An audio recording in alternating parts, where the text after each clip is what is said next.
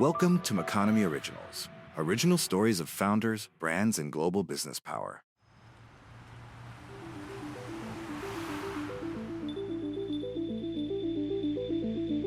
How much are you sleeping? You know, I've never been someone who slept all that well. Let's just say I'm learning the art of finding ways to relax and sleep through moments of unusual pressure. It is all moving so fast. How does it feel on the inside? It's this feeling of like the exponential. Like, suppose you were to accelerate away from Earth on a spaceship at relativistic speed. The way special relativity works is, you go to sleep and you wake up and 2 days have gone by on Earth, and so you have to deal with 2 days in one day. And then you go to sleep, and then because you've continued to accelerate, 3 days have gone by on Earth, and then the next day and 4 days have gone by, and that's a little bit what it feels like. I mean, do you go to bed constantly paranoid about what you'll wake up to? There are enough clear and present issues that we have to deal with that I'm constantly dealing with those while thinking about how we can prepare.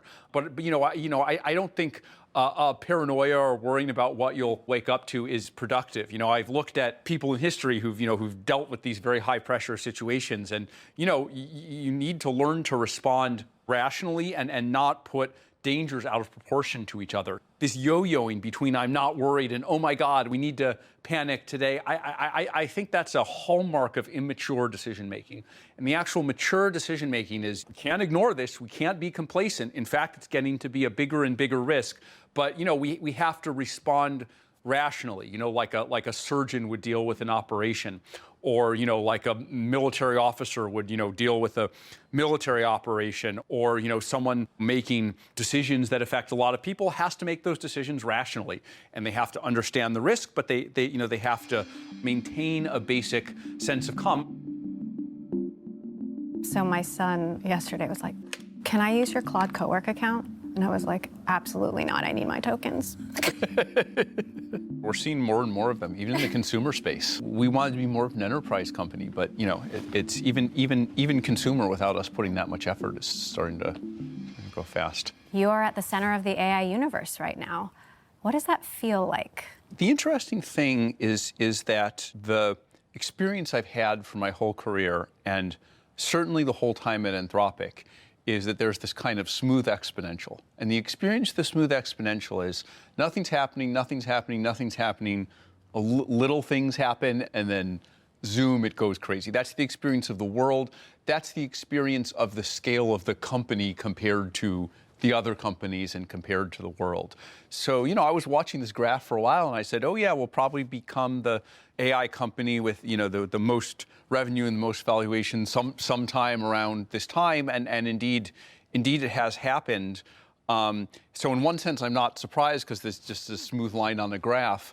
But of course, in another sense, when things actually happen, you see so much more, detail and color to it, and it definitely is surprising. But we're just keeping in mind all the things we usually keep in mind, which are just, how do we train good models? How do we put them in good products? How do we make sure that everything's safe? How do we help people, but also manage the societal risks around the technology? It's all the same questions, just kind of under a bigger microscope, as it were. What were you like as a kid growing up in San Francisco?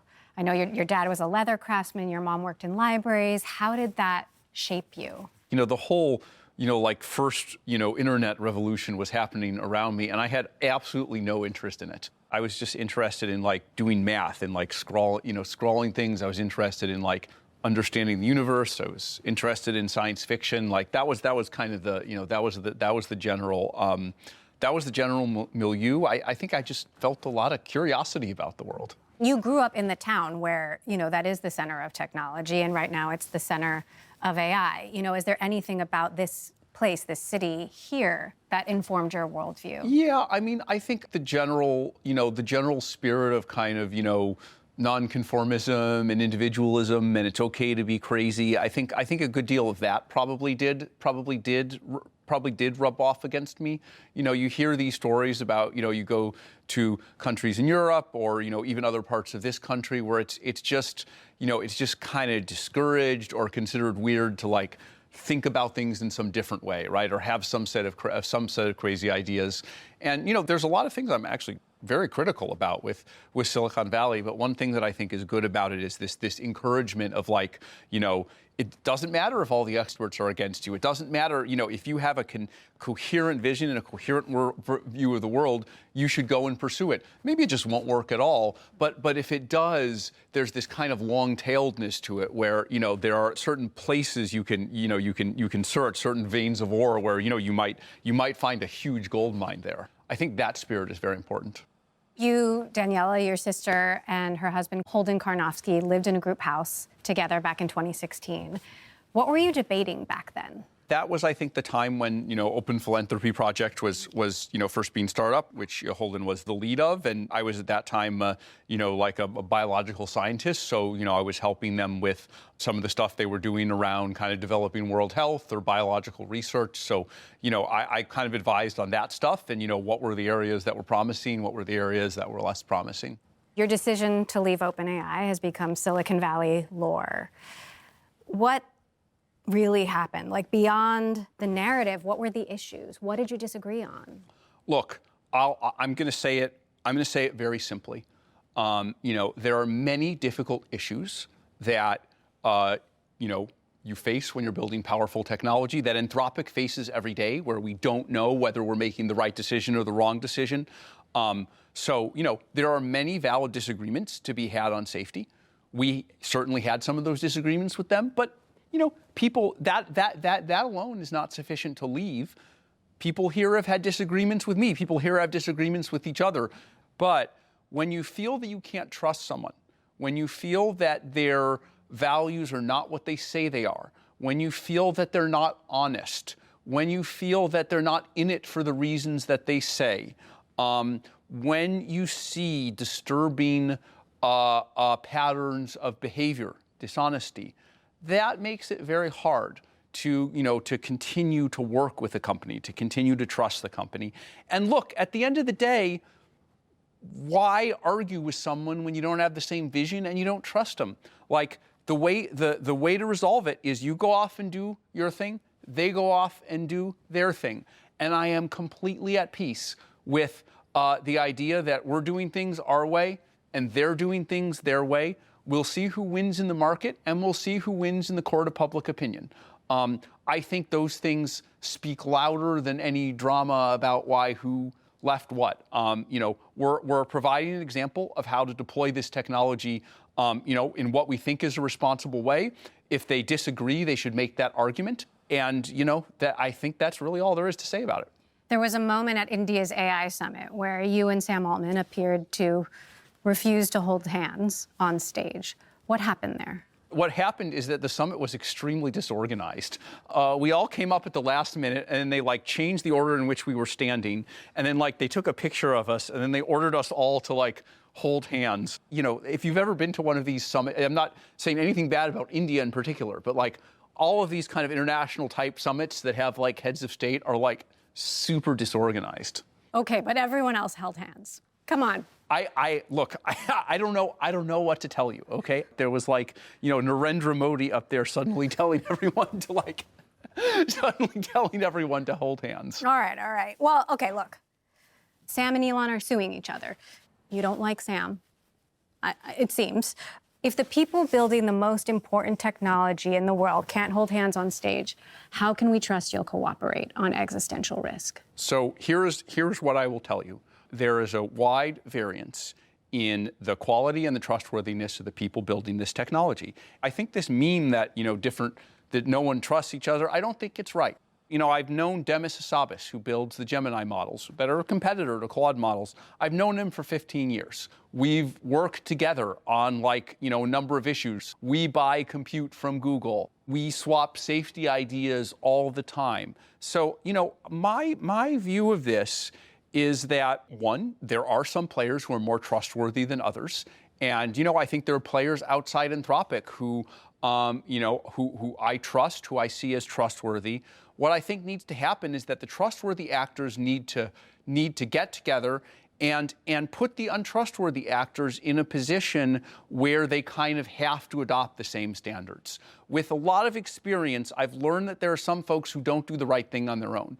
But if there's a majority of the industry that's doing the right thing, then I think the rest of the industry is kind of, they're left in a position where there's not much they can do that then come along. There's like the positive version of it where you inspire other people. That's like Demis and me inspiring each other. You know, he does AlphaFold. We're trying to do something in bio as well, right? We do interpretability research. They start in interpretability research. It's not even competition. It's just, you know, each company does something cool and the other company's like, that's cool. We'd like to, you know, do that too and see if there's something new within that we can do. So that's the kind of, you know, the carrot side of the race to the top. Then there's the stick side, or the implicit stick, where you're like, okay, these guys are doing the right thing. Those guys will look bad if they don't do the right thing. And often we see behaviors where they kind of grudgingly do the right thing while trying to pretend they're doing something different and there's something bad or sinister about us. That is to be expected. But I think that's the way we get the industry together, and that's the way we get the industry to cooperate. Now, early on, others focused on fun, splashy consumer apps. You made a bet on coding and enterprise, and Claude Code is a hit. Claude Cowork is a hit. Why did you make that bet? Was it a values decision or a business decision? When we started Anthropic, the thing that the base thing that mattered, the thing that always matters is we want to do this right. But then you have to ask yourself, okay, in order to fund the very expensive, you know, creation of these models, it needs to be a company. If it needs to have a business model, does the business model get in the way of the values? There's always this question, but I think one of the things I learned is, you know, just from being at other companies and watching other companies is, look, if you pick a business model that fundamentally conflicts with your values, you're going to have a hard time, right? Either you betray your own values or you become irrelevant. You know, you kind of end up in a catch-22 situation, and there are ways out, there are ways to dodge, but it's just a hard situation. It's far better to pick a business model that is compatible with your values. And so when we thought about it, we said, look, you know, we've seen the world of social media, the consumer world, it really seems to, you know, encourage engagement, even addiction, you know, the slop we've seen with AI video models. It's like, what's going on is it want to maximize the number of minutes that you're paying attention to, because that's the advertising revenue-driven incentive. Whereas if we look at enterprise, look, I mean, you know, we want to make these models useful to people. If I think of all the positive things you can do with AI, right? I warn a lot about the negative things, but ultimately we think the positive things will outweigh the negative things. Many of those are basically fall under the banner of enterprise. You know, we want to use AI to, you know, cure diseases that we couldn't cure before, right? Well, that's working with biotech, it's working with pharma, it's working with academic research groups. All of those are enterprises, right? We want to use AI to, like, you know, to make energy cheaper and more efficient. That's all enterprise. You know, we want to use AI to help with education. Most of that is enterprise. You know, we want to use AI to, you know, to address, you know, health in developing world. Well, they're nonprofits, but those are basically enterprises. We want to increase economic growth. That is basically enterprise as well. And then I think there's another factor, which is that enterprises care a lot about trust and long-term relationship, right? Consumer can have this, you know, almost this gimmicky aspect to it, right? Where with enterprise, it's like what matters is you build a relationship where, you know, you work with a company for many years, you know, you deliver on what you say, they deliver on what they say, and they basically trust you. And so it's very synergistic with our goal of, you know, deploying these models in a positive and safe way. And so I think it served us well to have this business model that largely aligns with our values. Not that there aren't conflicts sometimes, not that there aren't hard choices we have to make, but I think the number of such choices is much lower than it would be otherwise. A developer can switch from Claude to GPT or Gemini in an afternoon. Is it really possible to have a long-term lead in this industry? And, you know, how long would it take a serious competitor to replicate what you've built? Model quality is the most important thing. Like, we're very far ahead right now on model quality. There is some amount of inertia, but I've never relied on that, right? I've never relied on, like, the Anthropic has never relied on, like, oh, this is sticky and people won't switch. I think you want to have a better model, you want to have a better product, and, you know, we see the growth rates haven't inflected at all. If anything, they've gone up, at least at the time of taping this interview. So, you know, I think I tend to think that is the most important thing. Soon after Claude Cowork was released, $285 billion in market value vanished overnight. Traders called it the SaaSpocalypse. If AI continues improving at this pace, how much of traditional software gets replaced and how fast? Yeah, so this is one of these questions that it's kind of very hard to predict in advance, right? If you could predict it perfectly in advance, then people would, and they'd make a huge amount of money on the market, and they'd always be right. So no one knows exactly what's going to happen. But I would note a few things, right? All of these traditional software companies have a number of moats. I think what's going to happen is some of these moats are going to go away, but others are going to stay around, right? The ability to quickly write software, I definitely think that's going away, right? If your moat is we wrote this complex software that no one else can write, like, good luck, you're not going to be able to defend that. But I think folks have customer relationships. Folks have know-how of how the field works. Folks have unique domain knowledge. So I think my advice to all of these folks is, obviously, don't be complacent, don't ignore it. Make a list of all your moats and be very aware that some of them are going to go away, while others are going to become relatively more important because they're the limiting factors, and there may also be new moats. And I think those that deftly respond, that lean into the list of moats that are still present, as well as the new ones, will do well. I think those that are complacent, that just delude themselves that what worked in the past will continue to work, they're not going to have a good time. So that is the advice I would give. And I think at the end of the day, I would guess. I mean, it depends what you call SaaS and what you don't call SaaS, but I would guess that the software industry gets larger, not smaller, although there will be some big losers. Explain that. I just think the pie is getting bigger, right? I think with AI, the pie is getting bigger. The existing incumbents may be smaller in relative terms. Some of them may go down in value. Some of them may even go out of business if they don't adapt in the right way. But I think you see this often when growth is really fast, right? If what's possible with AI grows by 10x, it's very easy for an existing incumbent industry to go up by 1.5x, right? Just not as much as the whole big pie is growing. So I think that may happen. That's not to say we won't have some big losers. I think those who don't adapt, who put their heads in the sand, who don't kind of see what's coming, who don't identify the moats they have, they're going to have a really hard time. Your biggest backers are companies like Amazon and Google and Microsoft and NVIDIA. These are companies that all have their own agendas. They are partners and rivals. You have huge commercial milestones tied to funding. Who's really calling the shots? There have been a number of cases where we've really spoken our minds about what we think. I've been very outspoken about the need for export controls on chips to China, right?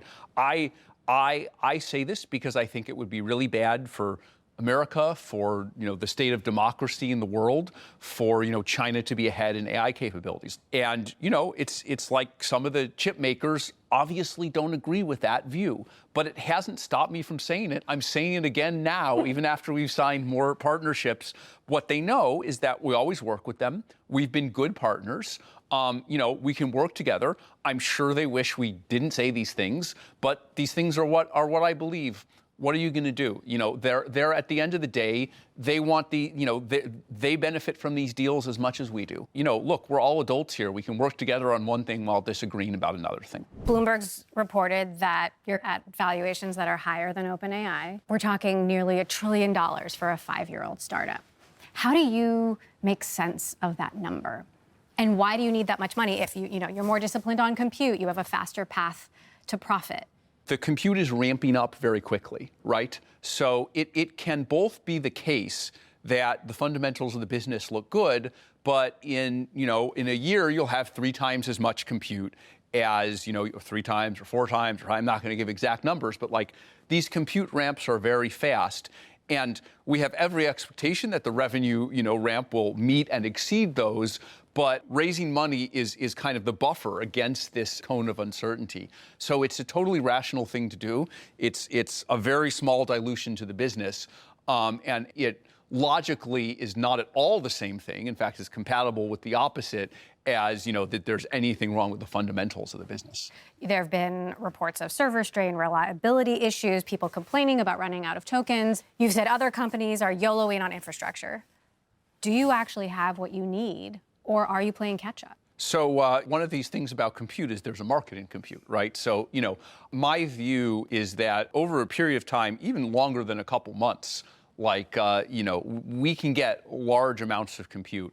One thing that's worth saying here is, I don't think we bought too little compute by any reasonable standard. So, we were planning for a 10x a year growth in compute. 10x a year is what we expect. That isn't what we've seen. Over the first quarter of 2026, we saw a greater than 3x growth in revenue quarterly, just in a quarter, not annualized, 3x in the quarter, which of course, 3 to the fourth power is 80x over the course of the year. We didn't plan for 80x annualized growth. It would not have been rational to plan for 80x annualized growth, because that means if you only get 10x, that you have 8 times less. So we're in a locally extreme, explosion of compute. That's not going to continue. If that continued, you just get to revenue, by the end of the year, you get to revenue numbers that no company on earth. I don't think that's going to happen. It just can't. But you can have these short periods where it's like, oh my God, this is faster growth than we ever possibly anticipated. But I don't know, you saw the compute deals with Google, you saw the compute deals with Amazon, there are more that we kind of can and will do. The market's liquid. If you're able to use compute really well and there's the demand, you'll get your compute. It might just take a month or two. Does it feel good to surpass your arch rival? Look, we have a lot of difficult challenges in front of us. There's this race to the top idea that we're trying to pull other companies along with us. And I think we've seen that we have pulled them along with us. Sometimes they don't admit that that's what they're doing. Sometimes they copy us while they're attacking us.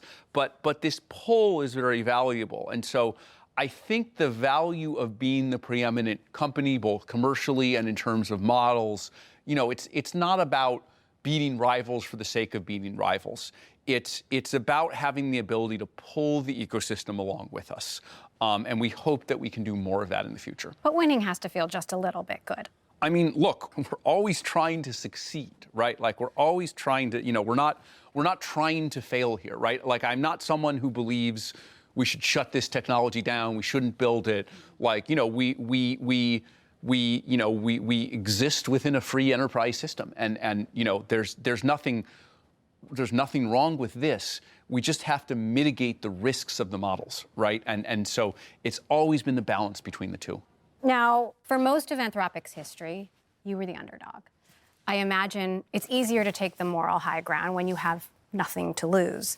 At this scale, how hard is it to stay true to your values? What I would say is that, I've put a lot of time into thinking about how that's the case.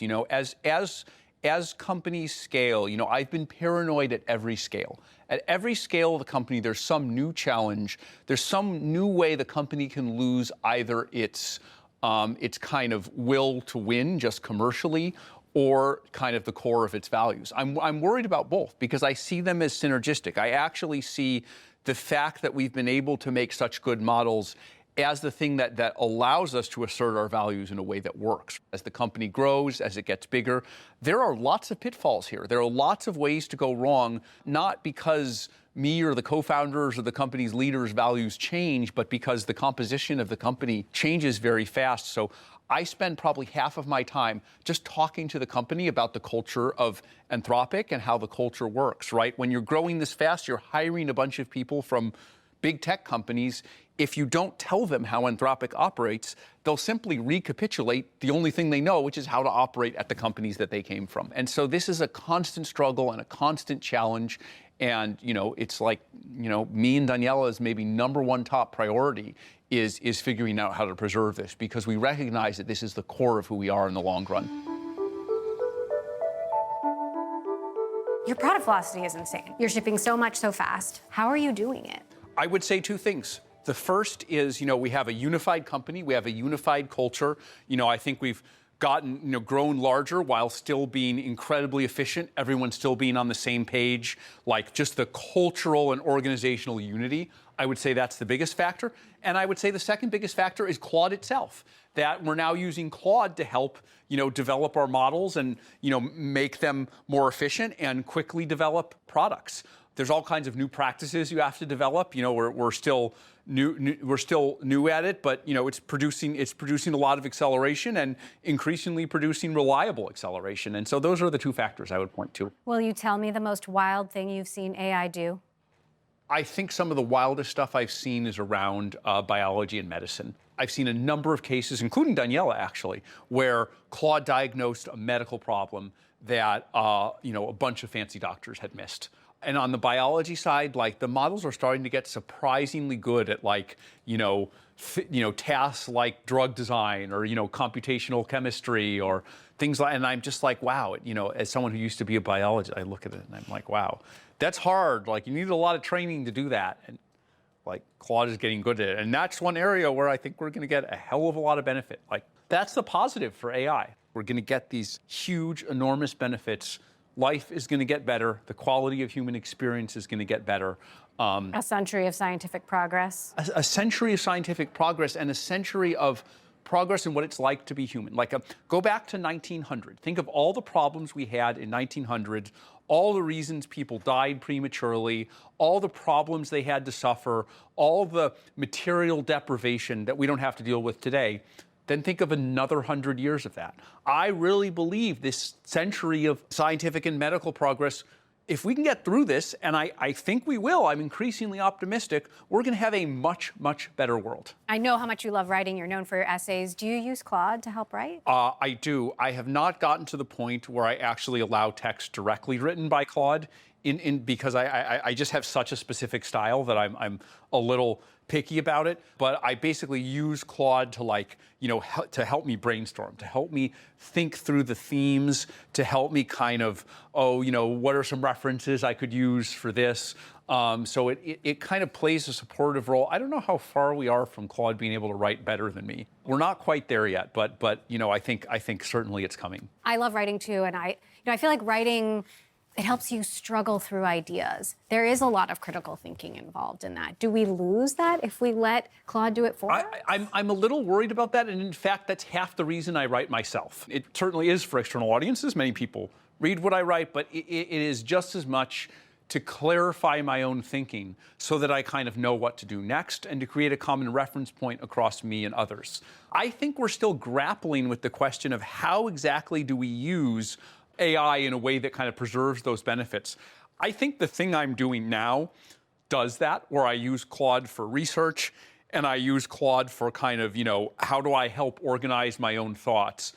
I think if we just used it end-to-end, like write an essay about the risks of AI, first of all, it wouldn't write the things that I think, but also I would exactly lose that benefit. There's some way as the models get better, I think probably to use them directly, much more directly in the writing and yet still preserve those benefits. But I think it's going to be a subtle thing. It won't be all one thing. We'll have to kind of figure it out over time.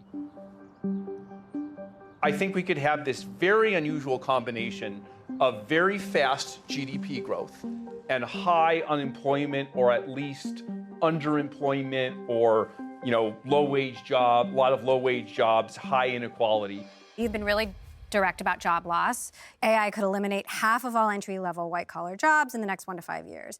That was a year ago. AI has moved incredibly fast. Is it still 50% or is it higher? I've always said, and if you go back to those original clips, they always get cut out of context in the 3 seconds, but the real statement was always, I don't know what's going to happen, but this is an order of magnitude for how crazy things could be. Also, I always talk about all the things we can do in response to this, right? I've talked about token tax and working with enterprises to adjust people, and I'm a little skeptical of retraining programs, but we should throw them in the mix. Macroeconomic policy. Even from the beginning, I always talked about solutions, but somehow there's this tendency in the human psychology to clip the 3 seconds of doom is coming. So my message is just definitely not doom is coming. My message is this is something that we should see coming, that we're worried about, and that we need to actually respond to positively. I don't know exactly, but I'm still pretty concerned. I'm still the same order of concerns. We are seeing right now that AI is making people more productive, but that's the usual hump. If you go back, to the kind of industrial revolution, I wrote about this in Adolescence of Technology. You automate 90% of the job, great. People are 10 times more productive in the other 10% because they're 10 times more leveraged. But eventually it gets close to 100%. Now, the sequel to that is, well, then you have to find something else for them to do.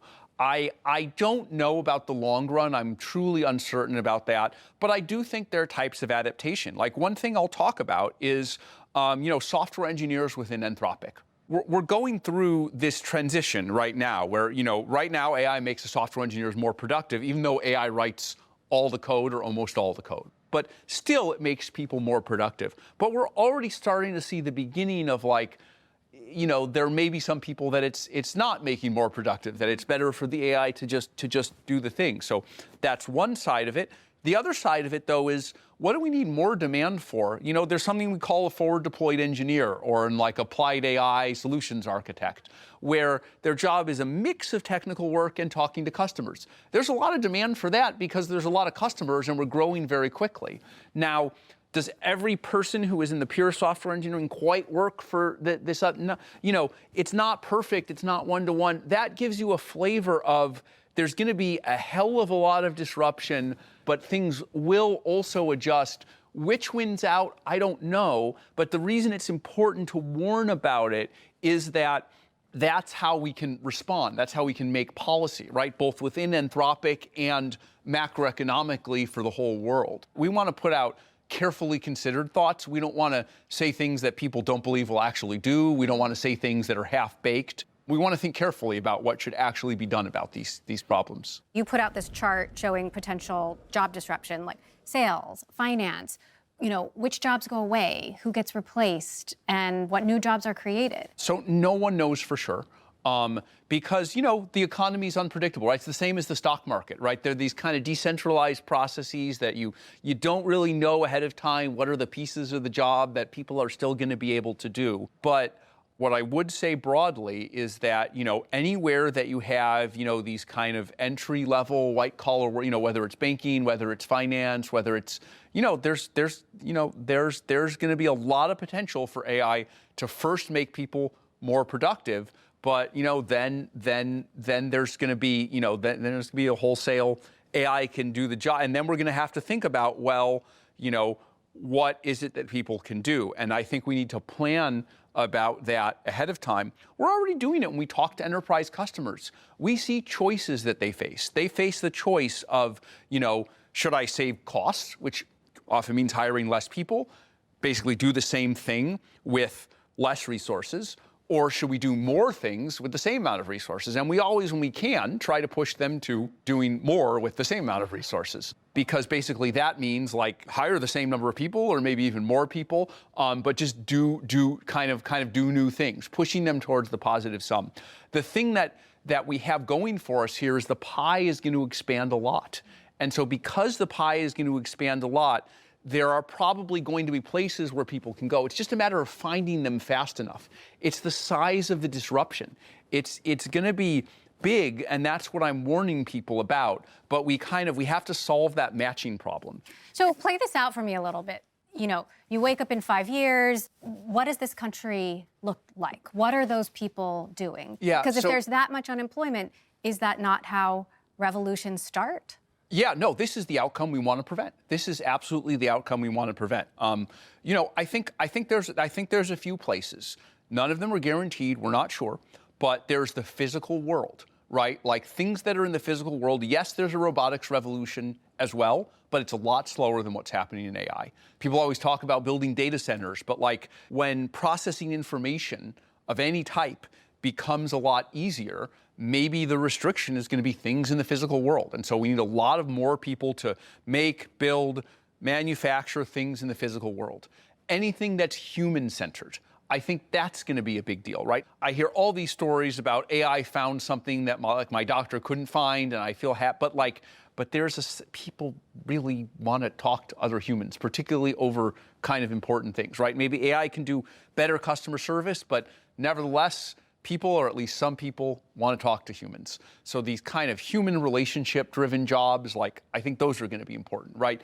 And I think there'll be some effort by the humans to kind of direct the AIs, right? At some level, it has to be in line with someone's values and someone's intentions. And so I think there's going to be some role there, although I don't know how thin versus how thick it will be. I think it's very hard to say. There has been a lot of pushback, and I know you've said you're trying to warn people, but that, Jensen Huang said you're conflating tasks with jobs.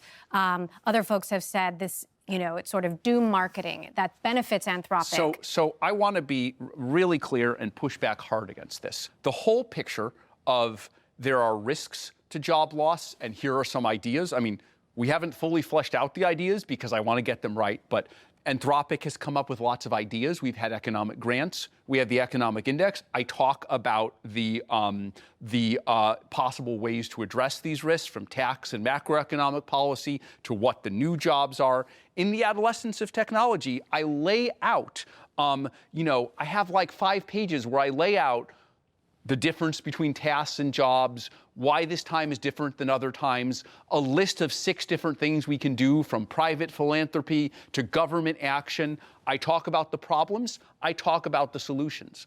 But social media, which I detest as a category, people have these 3-second clips from a year ago. They don't actually read the essays, or they prey on the idea that social media.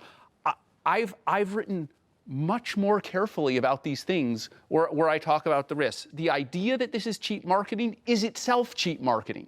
This is laziness. This is failure to engage with serious intellectual work. And I think that is part of the problem. Again, I think it's part of the disease of Silicon Valley. It's been caught up in this social media world of 3 seconds. And so people only respond to it, or they think they only have to respond to it. Again, I think it's very dangerous, and we've failed to have a mature conversation. Instead, people just lazily see this like 3-second clip, and they're like, oh, this is what Dario was saying. It's so stupid, it's so unserious, and whenever someone says something like that, I take them less seriously.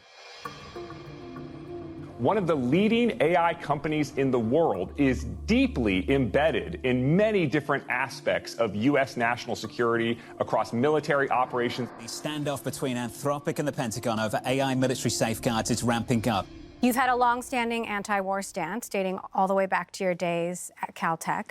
And yet, you were one of the first AI companies to sign a contract with the Department of Defense to operate on classified networks that the U.S. uses to fight wars. Explain that. Yeah, so, what I would say is look, I mean, the world changes. Like, my view of this technology, when I see Russia invading Ukraine, when I see the risk of China invading Taiwan, it worries me that we have a kind of resurgent authoritarian bloc, that they're very aggressive and that we need to defend ourselves. That is something that I, have believed for a while now, continue to believe, and that's why across both administrations, I may not agree with every policy of either administration, but that's why we've generally been supportive of this. We don't want a world where China and Russia can can analyze all the intelligence with AI, can use AI for attacking Taiwan and Ukraine, and we can't defend them. So that's why we worked with them. We certainly don't do it for the money. It's a huge pain. Even putting aside the lawfare, it's just a huge pain to get up on government networks for not that much money. So we did it because we cared about it. But similarly, because we're doing it because we cared about it, there need to be limitations on the use of the technology. And the formulation that I used in Adolescence of Technology, we should use this technology in every way except the ways that undermine our own values, right? And our red lines of mass surveillance and fully autonomous weapons, those are things that I believe undermine our values. It's not worth democracies winning if democracies do those things. And so that's the balance that I see, and that's the stand that we took, and it explains both why we were the first to work with Department of War and why there were some things we wouldn't do when others were willing to do those things. I think you need to pick a stand and stand your ground. This idea of, companies that seesaw from we won't do anything with the government to suddenly we're doing absolutely everything with the government, I don't get it. You should pick your principles and stick with them. You've been working with Palantir since 2024. That's right. Their technology is used by ICE, police departments in Gaza. Is Claude being used for surveillance in other ways? We don't work with ICE either through Palantir or anyone else. We don't work with CBP. I don't believe we work in Gaza. We're very careful about scoping our engagements to things that we believe in. So, you drew your red lines. The president banned you from the federal government. The Pentagon labeled you a supply chain risk. OpenAI jumped in and signed the contract that you wouldn't. What does winning this fight actually look like? I don't think there's any winning this fight for a private company. Like, this isn't a fight Anthropic is trying to win or thinks about winning or losing. This is more I won't even call it a fight. This is more a debate about what the proper use of AI by the government is. And AI is an emerging new technology. We don't understand the ways in which it's reliable or unreliable. We don't understand the ways in which it promotes our values or undermines our values. And so one of the things that I thought was important was to establish a precedent on some of the use cases we think are good, which frankly is most of them, and some of the use cases that we're concerned about. And as I've said, we've already seen, you can only do so much with a contract, right? As we've seen, someone else can sign a contract that doesn't respect your same red lines. But what it has done is raised awareness for the issue. And then we have serious bipartisan efforts in Congress attempting to ban some of the things that we're concerned about and attempting to set guardrails. Again, I don't want to talk about this as a fight, but that's kind of winning the effort to get our country to think more carefully about what is appropriate use of this technology. Anthropic is run by an ideological lunatic who shouldn't have But that's not my question. My question is AI decision-making writ large. over what we do. Do you mind being called an ideological lunatic or a bunch of left-wing nut jobs? I've been called worse things than that all the time. People can call me or Anthropic. People can call me or Anthropic whatever they want. The two things that matter are we're successful as a company and, we stand up for our values. Like, I actually, in some ways, my life is really easy because when those are those are the two things you're trying to do, it's really simple, right? Like you always know where you stand. A U.S. official has said, with the help of LLMs, the U.S. military has gone from being able to hit 1,000 targets a day to 5,000 targets a day. That means Claude can help kill more people more quickly. Are you comfortable with that? I think there's two things here, right? There is the ability of the United States, to be more effective militarily. I am supportive of that ability. I think having that ability be stronger doesn't cause wars, it deters wars.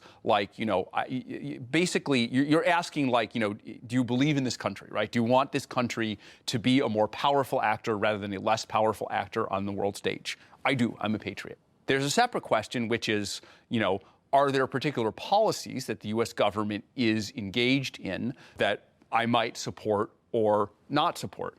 Obviously, I support some of them and I don't support others of them.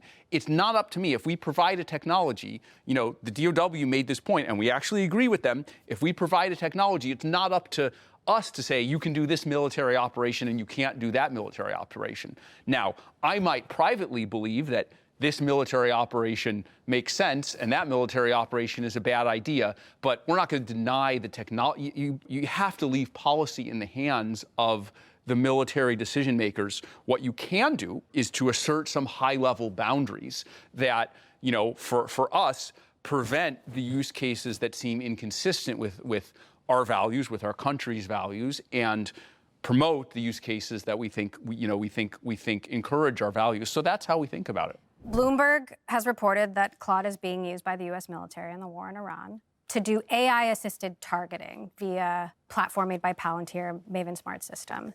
In February, a U.S. missile reportedly hit a girls' school in Iran, killing more than 150 people, most of them children. Did Claude play a role in that strike? We don't have access to, we don't know exactly how, these models were used. obviously, like, these things that mistakes that happen in warfare are really, really terrible. Like, this is a really terrible thing to happen.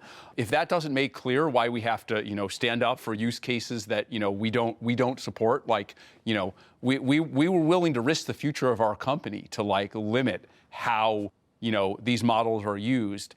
And what you're talking about is a use case that doesn't even violate our red lines. We're worried that there will be 100 times as much, with use cases that do violate our red lines. Now, again, I would say I think overall the use of these models is appropriate. I think it's good on net. But military decision makers make terrible mistakes. Even at the best of times, and I don't know if we're in the best of times. Like, there are several things we can talk about. We can talk about making red lines that, prevent uses of the models that are more likely to lead to those problems, right? If we had allowed, if we had just given in, which almost every other company now has, to fully autonomous weapons, right? This is like a human. What we've seen here is Claude assists, but a human makes the final call. So a human made that final call, not Claude. Imagine if you had a world in which, not Claude, because we haven't allowed it, but someone else's AI model, the AI model just makes the decision and the human never sees it. That's what we were standing up for. That's what we were fighting against. I would also say, there's a separate thing here. Again, I don't think procurement is the right way to do it, but like, we need to make sure that, it's a matter of interest to the American people, not to me as a supplier of the technology, but to the American people that are military decision makers don't make these mistakes, that they operate reliably, that, they choose wisely what to do. Again, that's of concern to me as a citizen. As a supplier of the technology, like, the government uses Microsoft Excel a lot. If I said, you can use Excel for this military operation, but not this, you can't realistically do that. But hopefully that gives you a sense of how we think about it. This school had a website. You could have found it in a Google search. Like, shouldn't Claude have spotted that? Shouldn't AI or whatever technology they used have spotted that? And does it speak to a scarier issue about using technology as a shortcut in war? Look, what I'm going to say is, I don't know. This relies on, maybe classified knowledge that I don't have. But, the principle that we have established, and I think the principle that was obeyed here, is a human makes the final decision. I don't know what role Claude or any other AI had, but like, if this isn't an illustration why that principle is so important, I don't know what is. Is AI warfare more likely to stop World War III, a war between the U.S. and China, or is it more likely to make it happen? I would say on balance, it is more likely to stop it. But if we have no limits on how it's used, then I think, it could be more likely to cause it. You've seen Dr. Strangelove, right? The premise of it was like, you have a doomsday device that automatically fires nuclear weapons when it thinks nuclear weapons are being fired at it. What could go wrong, right? Again, I get to this lethal, fully autonomous weapons thing. I think the way conflicts happen is that, the two sides jump at each other. They misunderstand each other. And when we don't have proper oversight of this technology, I think those kinds of accidents are more likely to happen. Now, I think if AI is used in an appropriate way in not even warfare, but think of just intelligence collection, let's say we're able to, predict an invasion of Taiwan or a new movement in Ukraine, like, our adversaries will think twice about conducting some kind of invasion or military operation if we know everything that they're doing. And so I think superior intelligence really can deter conflict here. Superior ability to respond can deter conflict. I continue to be a believer in these things. Anthropic's making headlines almost on a weekly basis, yes. Most notably now around Mythos, of course. This is the latest and greatest Anthropic model, and it is capable of going through all the links of the cyber kill chain and doing so autonomously. You said Mythos was too powerful to release to the public. What surprised you most about it? I think the thing that surprised me most about it was the models had been climbing in their ability to find vulnerabilities and, importantly, turn those vulnerabilities into exploits, which people only talk about the vulnerabilities. They don't often talk about turning the vulnerabilities into exploits, which it was quite good at. So the things that surprised me are we saw this huge jump. It was a particularly large jump.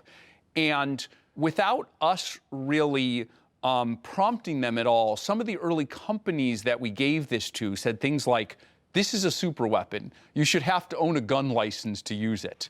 Please don't release this. Like, the demand to do this was coming from the companies we gave it to, who were finding so many critical vulnerabilities and exploitability around these critical vulnerabilities that, they were basically asking us not to release it. Now, to be clear, because things always get distorted in the world of social media, the goal isn't to keep this locked up forever. We're kind of gradually trying to open this up to a wider and wider set of people, and eventually we believe that we should release Mythos to a general audience, but with kind of strong cyber safeguards. Now, a concern is today's cyber safeguards, which we did release on Opus 4.7, which is a good cyber model, but a substantially weaker one. These can be jailbroken, and we're a little concerned about some of the other companies who think this is a sufficient defense, because, yeah, it works sometimes, but, we all know that these classifiers can be jailbroken or gone around, and our own testing, as well as, frankly, our assessment of the models the defenses that other companies have put in place suggest that these defenses are not strong enough yet. And that's what we're waiting for, getting the defenses to the point where we really have confidence in them. There was a lot of pushback on it.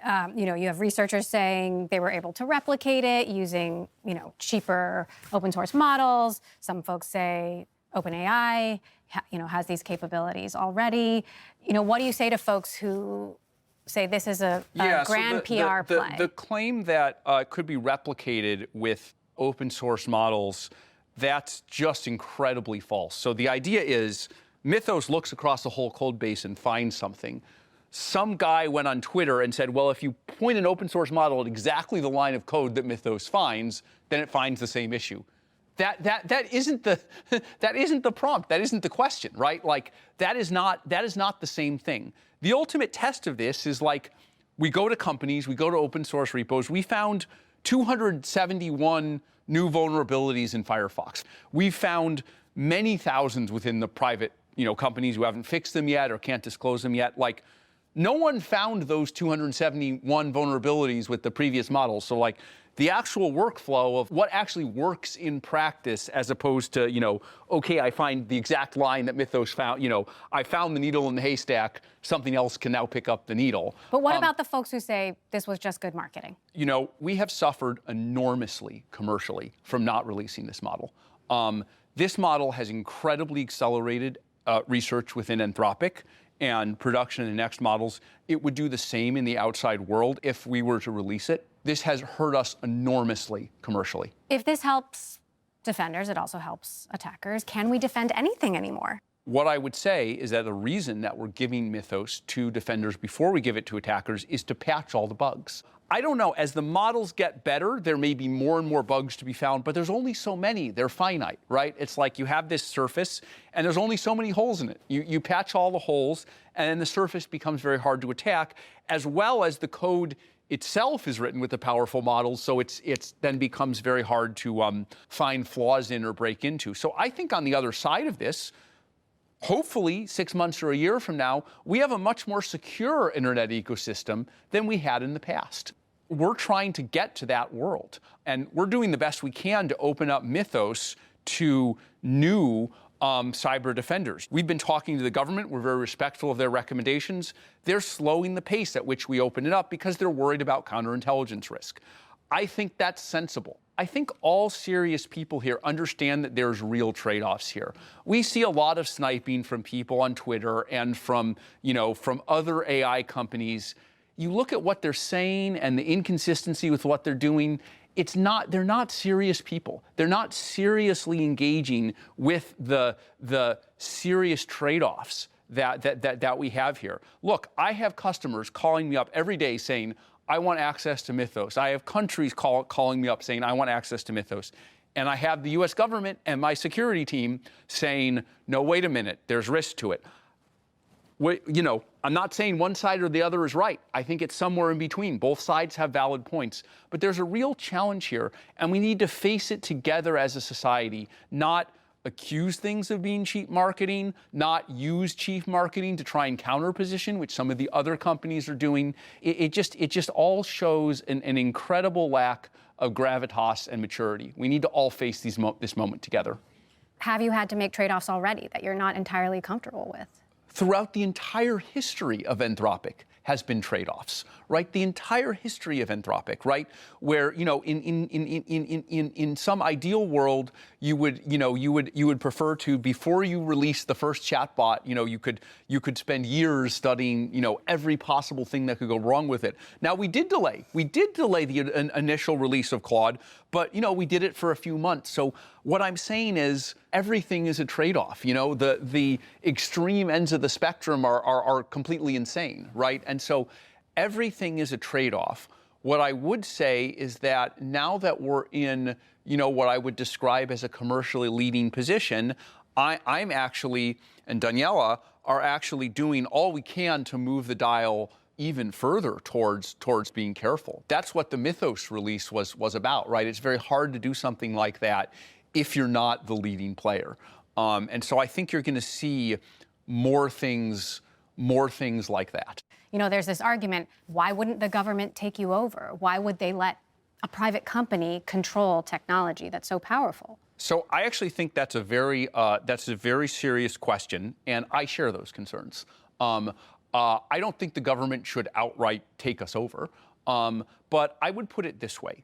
I would say, just to back up and describe the situation, every previous powerful technology we've seen in history was either built by the government or originated with the government. So nuclear weapons, obviously, initially built by the government and pretty much built by the government after that. But even like the internet, GPS, cell phones, all the R&D was done in the labs and the federal labs and the universities.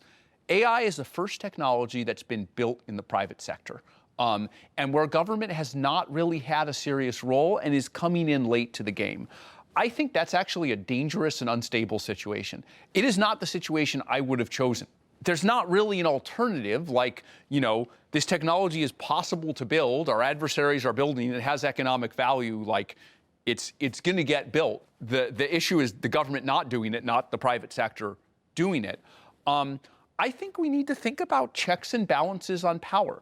So I think there need to be checks and balances on the power of the AI companies, right? We have this thing, the long-term benefit trust.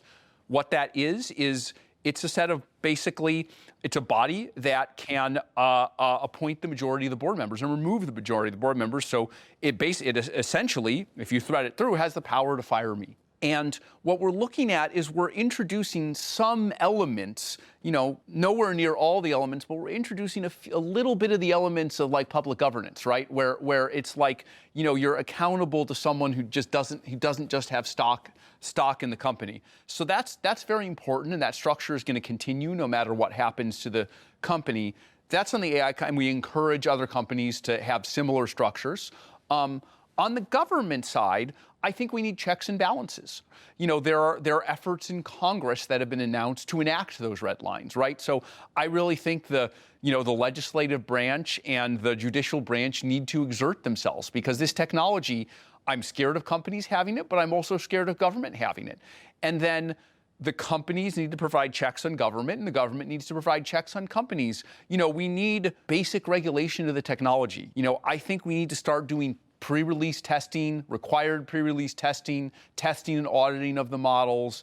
It's very funny to me how there's a particular group of people in the tech world in Silicon Valley who started, they started with a position of like even having transparency around this technology, even export control. This is all, just totally, it'll apocalyptically destroy our potential to create the technology. It'll kill innovation.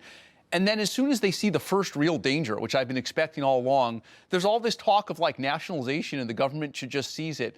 come on, folks here, you're yo-yoing from like the most extreme anti-regulatory, if you look at us the wrong way, you're destroying the industry, to, this completely communist, the government should grab it all. We need a more sensible, moderate approach. That's the one we've been favoring all along, because we've understood the power of this technology. We're not panicking. We're not denying it. We see the smooth exponential, and we're responding to it appropriately. So how was your visit back to the White House? We always try to work together with whoever we can in government. I said we have this simple approach. Like, we have a set of principles. We follow those principles, and we hope that folks on the other side are reasonable. And, honestly, the government has taken mythos very seriously. Like, we've had good conversations with Secretary Bessent, with Chief of Staff Susie Wiles. I think they really understand, the nature of the risks here. Mythos has, I think, helped them to feel much more concretely where these risks are. So, again, as with any administration, there are parts who we get along with very well and who understand it. And, there are other parts that are harder to get along with. I think that's normal. That would be the case in any administration, and we just try to navigate it as best we can. You worked at Baidu earlier in your career, big Chinese tech company. You worked at the Silicon Valley outpost of it, and you've been clear on your views on China. Strong open source models are coming out of China, and you have US companies building on them for free. Is that a threat?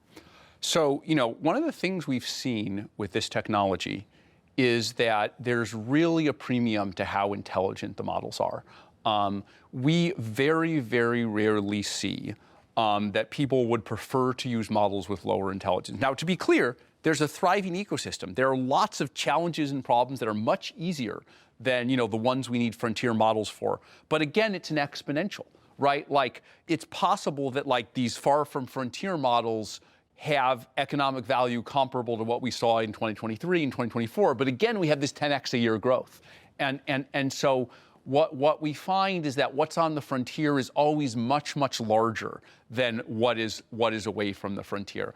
I think this is something that people who are used to building products in the previous era don't quite understand, right? As someone who's come in, who, hadn't run a company before, who's has never thought about the previous product era, particularly detests the social media era, I feel like an outsider to that world.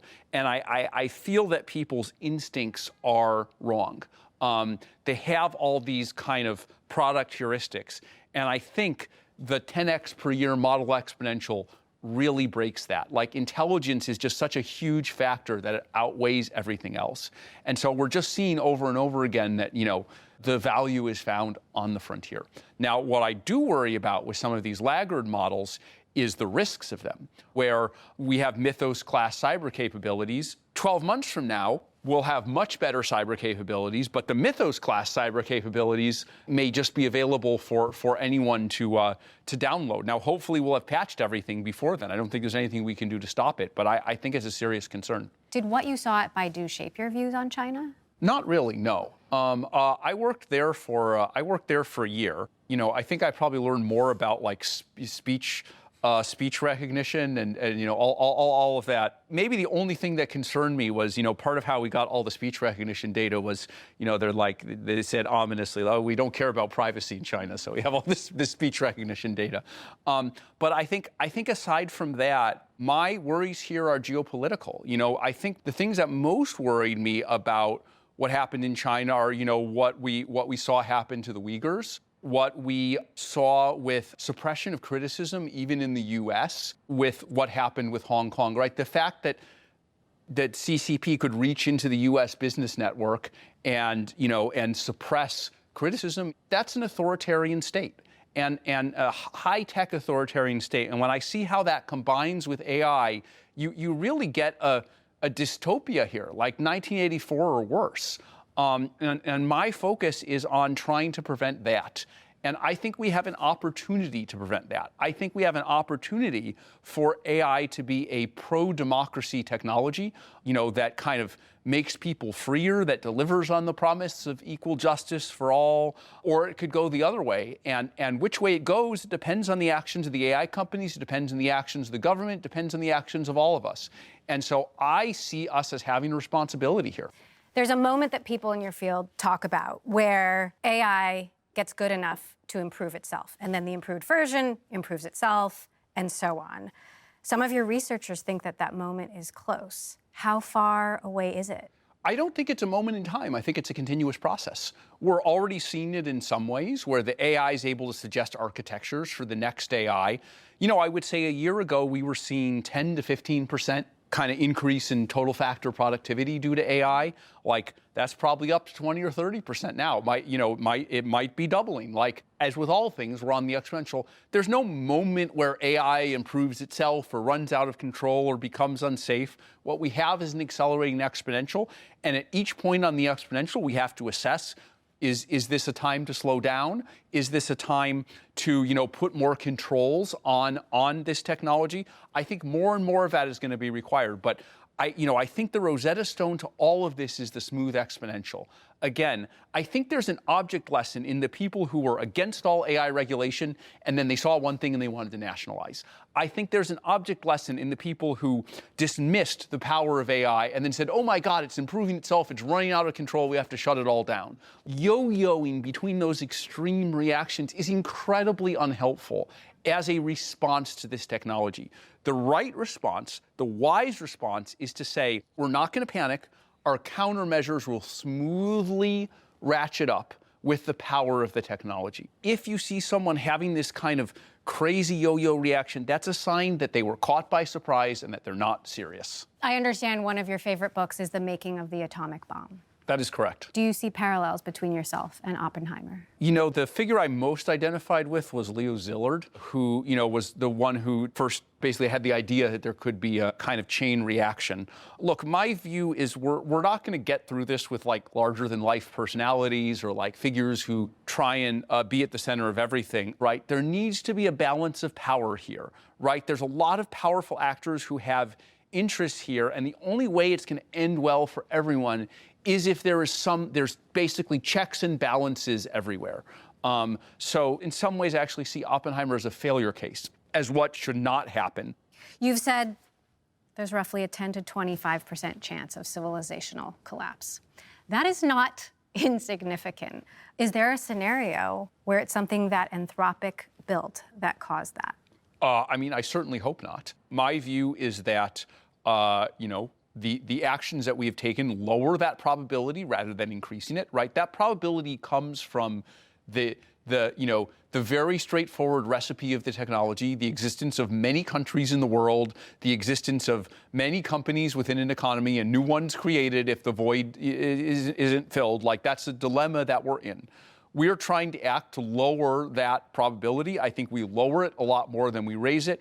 But, the inherent property of this technology is that it's unpredictable. And so, we try to build something and test it a lot before it's released. And then the models that were released today are not dangerous, or at least not, really, I think, dangerous outside of cyber.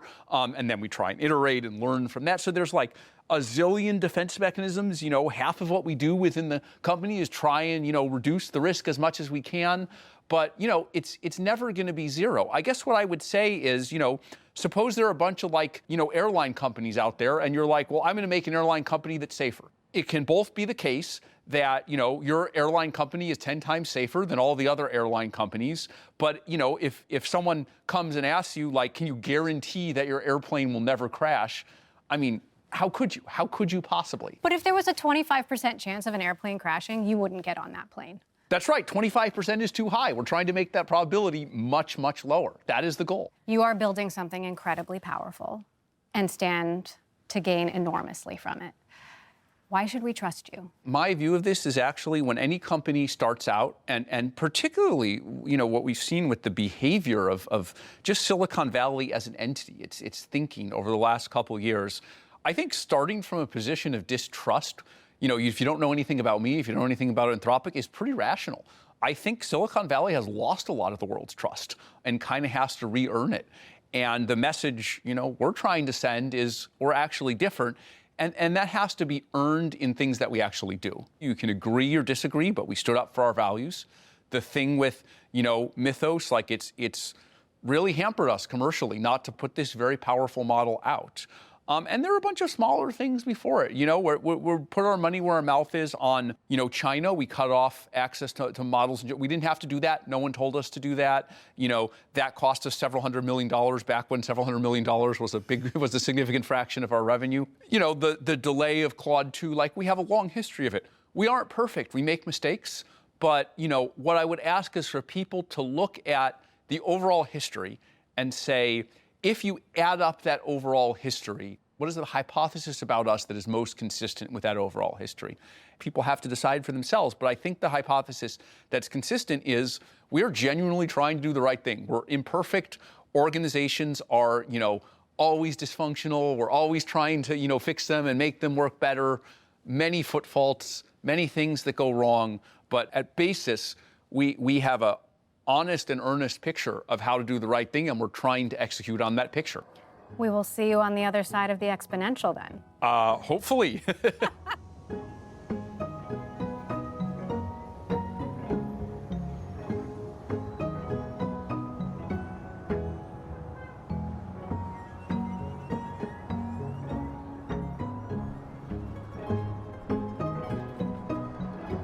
Always wanted to be a Hollywood star, right? That's one surprising thing that I didn't understand about the CEO job is how often you have to wear makeup. That was not on my bingo card. Just a little powder.